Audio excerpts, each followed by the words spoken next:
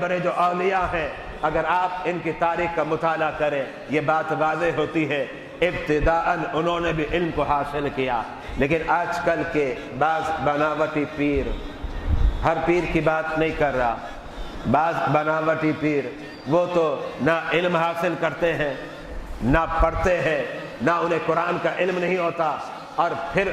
بڑے بڑے کر بیٹھتے ہیں، بلکہ کبھی کبھار تو کہتے ہیں یہ عالم کی فیلڈ الگ ہے، یہ پیر کی فیلڈ الگ ہے، پتہ نہیں کون سی دنیا میں تم رہ رہے ہو کہ دونوں کی دنیا الگ الگ کہلا رہے ہو، اور پھر نہ جانے کیا کیا منمانی باتیں پیش کرتے رہتے ہیں۔ لیکن یاد رکھیے گا سرکار بغداد سیدنا غوث اعظم کی اب سیرت کا مطالعہ کریں، آپ نے کیا فرمایا؟ درست العلم حتی صرت کتبا، فرمایا میں نے علم کو حاصل کیا یہاں تک کہ میں کتب بن گیا۔ جب غوث اعظم کی سیرت کا ہم نے مطالعہ کیا یہ بات واضح ہو جاتی ہے آپ نے بھی ابتداءً علم کو حاصل کیا۔ جب داتا گنج بخش علی حجویری کی سیرت کا مطالعہ کیا تو آپ نے بھی ابتداءً علم حاصل کیا، اور جب ہم نے خواجہ غریب نواز کی سیرت کا مطالعہ کیا تو یہ بات روز روشن کی طرح عیاں اور واضح ہو جاتی ہے کہ آپ نے بھی علم حاصل کیا۔